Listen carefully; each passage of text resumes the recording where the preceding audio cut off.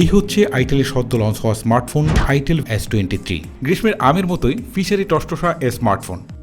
মাত্র 10,490 টাকার স্মার্টফোনটিতে থাকছে কালার চেঞ্জিং টেকনোলজি, 8GB র্যামের সাথে 128GB মতো big storage, 90Hz refresh rate plus 50,000 mAh battery. এছাড়াও সুপার স্লিম ডিজাইনের সাথে 50 মেগাপিক্সেলের ক্যামেরার পাশাপাশি থাকছে ফিজিক্যাল ফিঙ্গারপ্রিন্ট স্ক্যানার। এত কম দামে আইটেল আসলে কিভাবে এত কিছু দিচ্ছে সেটা জানতে হলে অবশ্যই আপনাদেরকে সম্পূর্ণ ভিডিওটা কন্টিনিউ করতে হবে। চলুন আর কথা না বাড়িয়ে মূল ভিডিওটা শুরু করা যাক। এক নজরে দেখে নেই বক্সে কি প্রোভাইড করা হচ্ছে। বক্সটিকে ওপেন করলে আমরা দেখতে পাচ্ছি আমাদের সেই কাঙ্ক্ষিত ডিভাইসটিকে। তারপরে রয়েছে একটি 10 ওয়াটের charger, USB Type-C cable, earphone and transparent back cover. এই ব্যাক কভারটা কিন্তু খুবই হালকা, তারপরে আমার কাছে পার্সোনালি বেশ ভালো লেগেছে। কারণটা আমি আপনাদেরকে একটু ব্যাখ্যা করি। আমরা দেখা যায় যে খুব দাম দিয়ে একটা ফোন কিনি এবং ফোনের যে পিছনের সৌন্দর্য সেটা কিন্তু অনেক বেশি, পরবর্তী দেখা যায় যে একটা ব্যাক কভার ব্যবহার করে কিন্তু সেই সৌন্দর্যটাও নষ্ট করে ফেলি এবং ফোনটাও কিন্তু মোটা হয়ে যায়। কিন্তু এই ব্যাক কভারটা দেখেন, আমি একটু লাগানোর পরে আপনারা বুঝতে পারবেন যে আসলে ঘটনাটা কী। দেখেন পিছনের দিকে যে সৌন্দর্য এটা কিন্তু মোটেও নষ্ট করেনি। এটা হচ্ছে নাম্বার 1 পয়েন্ট। নাম্বার 2 হচ্ছে এই যে দুইটা পাশ, এই দিকে কিন্তু ব্যাক কভার নেই, যার ফলে কিন্তু এইটা ফোনটাকে মোটা করে তুলছে না। যে কারণে কিন্তু এই ব্যাক কভারটা পার্সোনালি আমার কাছে ভালো লাগছে যে কিছুটা প্রোটেকশনও দিচ্ছে এবং ফোনের সৌন্দর্যটাও নষ্ট করছে না, এবং কিন্তু আমি ফোনটাকে আরামসে ইউজও করতে পারছি। সর্বশেষ দেখতে পাচ্ছি একটি warranty card and SIM ejector. মূলত এই ছিল বক্স কন্টেন্ট।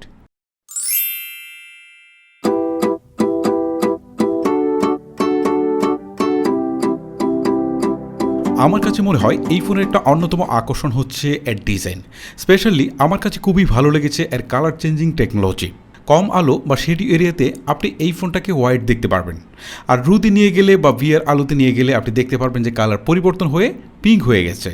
এতদিন আমরা মিড বাজেট বা ফ্ল্যাগশিপ স্মার্টফোনগুলোতে কিন্তু এই কালার চেঞ্জিং যে টেকনোলজি রয়েছে সেটা দেখে আসছি, বাট আমি কখনো কল্পনাই করিনি যে আসলে এই বাজেট অর্থাৎ 10.5 বা হচ্ছে 12,500 টাকা বাজেটের একটা স্মার্টফোনে এই ধরনের কালার চেঞ্জিং টেকনোলজি আমরা পাবো। এটা কিন্তু পার্সোনালি আমাকে বেশ ইমপ্রেস করেছে।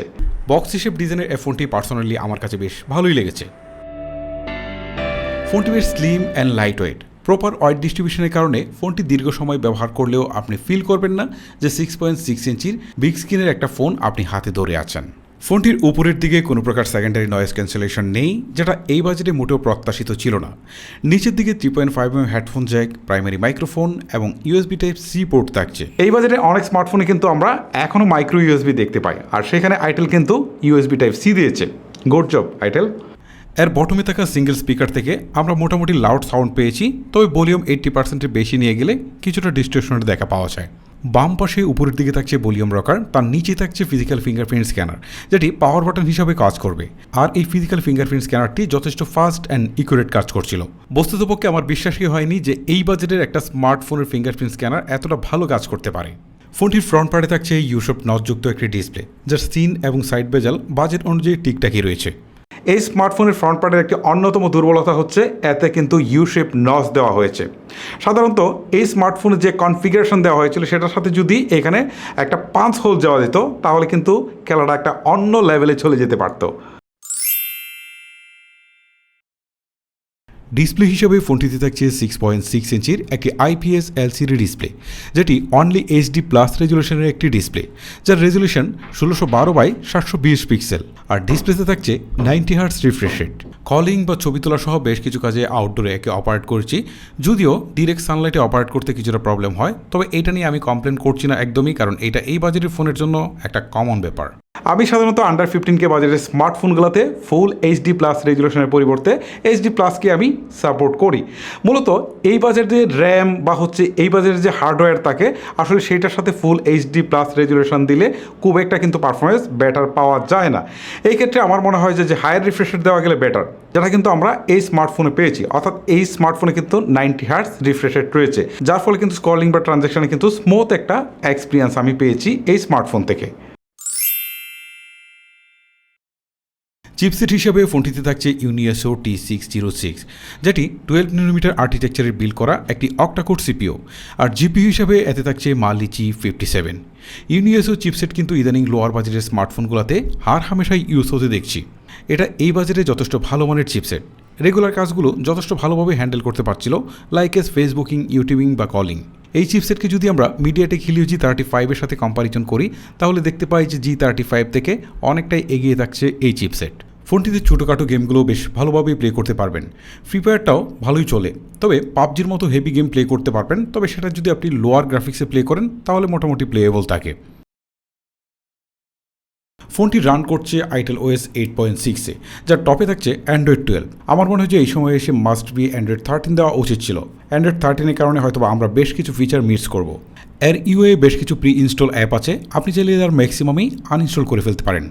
এর ইউআই নিয়ে আমার খুব একটা কমপ্লেন নেই, যথেষ্ট ফ্লুয়েন্ট ছিল বলবো। আমার প্রায় এক সপ্তাহ ব্যবহারে এতে কোনো প্রকার লেগ বা স্টার্টারজনিত ইস্যু পাইনি। ফোনটি মোট দুটি ভেরিয়েন্টে পাওয়া যাবে, তার মধ্যে 4/128 এবং 8/128। 4GB র্যামের সাথে আরও 4GB ভার্চুয়াল র্যাম থাকবে এবং 8GB র্যামের সাথে আরও 8GB ভার্চুয়াল র্যাম থাকবে। এই সেকশনটাতে ভালো লাগার একটি অন্যতম কারণ হচ্ছে যে তারা এই বাজেটের মধ্যে 8GB ফিজিক্যাল র্যাম বা 128GB স্টোরেজ দিচ্ছে। বিগ র্যাম এবং রম ভেরিয়েন্টের কারণে আমরা এর বেটার পারফরমেন্স পেয়েছি। অ্যাপস ওপেনিং বা ক্লোজিং টাইম ছিল যথেষ্ট ফাস্ট। ব্যাকগ্রাউন্ডে প্রায় 20টার মতো অ্যাপস রেখে সোয়াপ করে করে চালাতে গিয়ে একদম শেষের দিকের অ্যাপসটার দিকে খেয়াল করলাম যে খুব একটা ক্রাশ করছে না। ফোনটির রিয়ারে থাকছে ডুয়েল ক্যামেরার সেটআপ। 50 মেগাপিক্সেলের প্রাইমারি ক্যামেরার পাশাপাশি থাকছে একটি ইআই লেন্স, আর ফোনটির সেলফিতে থাকছে একটি 8 মেগাপিক্সেলের ক্যামেরা। ছবির কোয়ালিটি বাজেট হিসাবে বেশ ভালোই ছিল বলবো।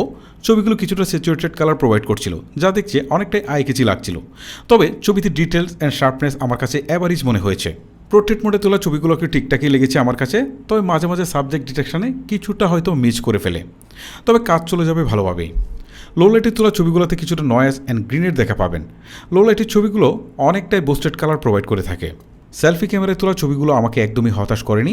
10,500 টাকা বাজেট হিসাবে যথেষ্ট ভালোই ছিল অ্যাড ক্যামেরার ছবিগুলো। এতে সর্বোচ্চ 1080p ভিডিও শ্যুট করা যায়।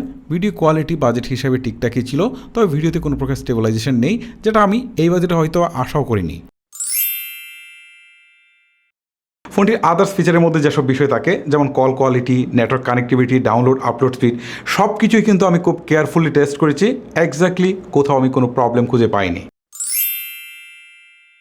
ফোনটিতে থাকছে 5000 মিলিঅ্যাম্পের ব্যাটারি, যার সাথে দেওয়া হয়েছে একটি 10 ওয়াটের চার্জার। তবে ফোনটির এই জোস ফিচারের মধ্যে আসলে 10 ওয়াটের চার্জারটা অনেকটা বেমান। এখানে যদি অন্তত একটা 18 ওয়াটের ফাস্ট চার্জার দেওয়া হতো তাহলে কিন্তু একটা চমৎকার কম্বিনেশন হতে পারতো। এই চার্জার দিয়ে এই ব্যাটারিকে ফুল চার্জ করতে কিন্তু বেশ সময় লেগে যাচ্ছিল। আমি দেখলাম টেস্ট করে যে প্রায় 3 ঘন্টা 15 মিনিট সময় লাগছিল, যেটা কম্পারেটিভলি আমার কাছে একটু বেশিই মনে হয়েছে। তবে এর ব্যাটারি ব্যাকআপ নিয়ে কিন্তু আমি ফুললি স্যাটিসফাই। আমি 90 হার্টজ অন করেও কিন্তু প্রায় একদিনের মতো ব্যাটারি ব্যাকআপ পেয়েছি, আর নর্মাল ইউজ করতে গিয়ে আমার প্রায় 1.5 থেকে 2 দিন কিন্তু অনায়াসে চলে যাচ্ছিল। আশা করি যে ব্যাটারি ব্যাকআপ নিয়ে কারো কোনো প্রকার কমপ্লেন থাকবে না। যাই হোক, আমরা কিন্তু দেখতে দেখতে একদম ভিডিও শেষ প্রান্তে চলে এসেছি। এবার একটু ফাইনালি সামারাইজ করি যে ফোনটির কোন কোন জিনিস আমার কাছে ভালো লেগেছে বা কোন কোন জিনিস ভালো লাগেনি বা আরেকটু ইমপ্রুভমেন্ট করার জায়গা ছিল। আচ্ছা, আমি ডিজাইন থেকে শুরু করি। এর ডিজাইন, স্পেশালি রিয়ার পার্টের ডিজাইনটা কিন্তু বেশ চমৎকার এবং ফোনটা কিন্তু বেশ লাইট ওয়েট এবং স্লিম।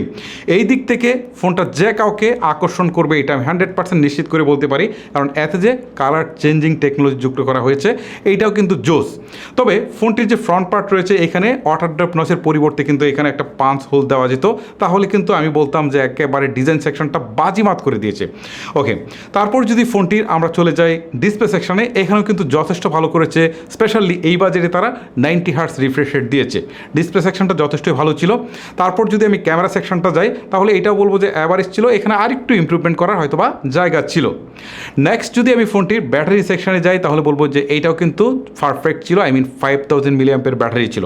তবে এখানে যদি 10 ওয়াটের চার্জারের পরিবর্তে 18 ওয়াটের একটা ফাস্ট চার্জার দেওয়া যেত তাহলে কিন্তু খেলাটা একটা অন্য লেভেলে চলে যেতে পারতো, কারণ জোস একটা কম্বিনেশন হতে পারতো। ওকে, তারপরে ফোনটির যে বিষয়টা থাকে সেটা হচ্ছে র্যাম এবং রম ভেরিয়েন্ট। এখানে 4GB র্যাম এবং 128GB রম থাকছে, যেটা কিন্তু এই বাজারে আপনি খুব বেশি দেখতে পারবেন না। একবারে দেখবেন না যে বিষয়টা সেরকম কিছু না, খুব বেশি দেখতে পারবেন না। তবে এখানে যে 8GB র্যামের সাথে 128GB স্টোরেজ দেওয়া হয়েছে এইটা কিন্তু অনেকটাই সারপ্রাইজ করার মতো, কারণ এই বাজেটে 8GB র্যামের ফোন কিন্তু মার্কেটে খুব বেশি আপনি দেখতে পারবেন না। এখন যদি ওভারঅল বলি যে এই বাজেটের মধ্যে আসলে ফোনটা কেমন হয়েছে, তাহলে আমি বলবো যে একটা সাজেস্ট করার মতো ফোন। আপনি যদি আমাকে টপ 5-এর লিস্ট বা টপ 3-এর লিস্ট করতে বলেন আন্ডার 15K বাজেটের নিচে, তাহলে অবশ্যই আমি এই ফোনটাকে রাখবো। তারপর ফোন কেনার বিষয়ে ডিসিশন একান্তই আপনার, ফোনটিকে কিনবেন নাকি কিনবেন না সেটা অবশ্যই আপনারা আমাকে নিচে কমেন্ট করে জানাতে পারেন। আর ফোনটি সম্পর্কে আপনার কী অভিমত সেটাও আমাকে কমেন্ট করে জানিয়ে যাবেন। আজকের মতো আমি হিমেল এখানে বিদায় নিচ্ছি। আল্লাহ হাফেজ।